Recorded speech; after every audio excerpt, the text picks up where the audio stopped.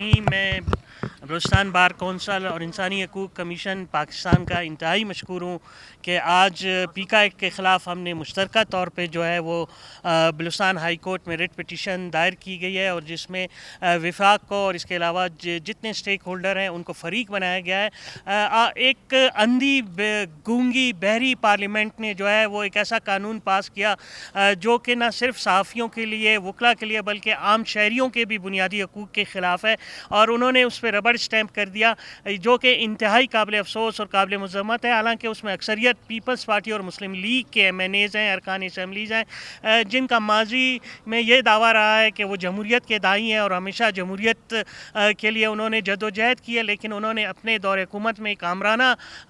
ہتھ کنڈہ اختیار کیا ہے اور پیکا ایکٹ کو راتوں رات منظور کیا ہے، جو کہ کسی صورت قبول نہیں ہے۔ پیکا ایکٹ کو نہ صرف سپریم کورٹ بلکہ اسلام آباد، Lahore high court, Sindh high court اور اسی طرح جو ہے بلوچستان ہائی کورٹ میں اب چیلنج کر دیا گیا ہے، اور ہمیں عدلیہ سے امید ہے کہ وہ پارلیمنٹ کی طرح جو ہے اس کو ربڑ اسٹیمپ نہیں کرے گی، بلکہ وہ ہمیں سنے گی اور اس پہ اپنے آزادانہ عدلیہ کا وقار قائم کرتے ہوئے فیصلہ دے گی اور اس قانون کو کالعدم دے گی، تاکہ جو پاکستان کے 25 کروڑ عوام ہیں ان کے انسانی جو بنیادی حقوق ہیں وہ بحال ہو سکے۔ اس کے ایک بار پھر میں بلوچستان بار کونسل اور انسانی حقوق کمیشن پاکستان کا انتہائی شکر گزار ہوں کہ وہ اس میں ہمارے ساتھ مشترکہ طور پہ یہ ریٹ پٹیشن دائر کی ہے۔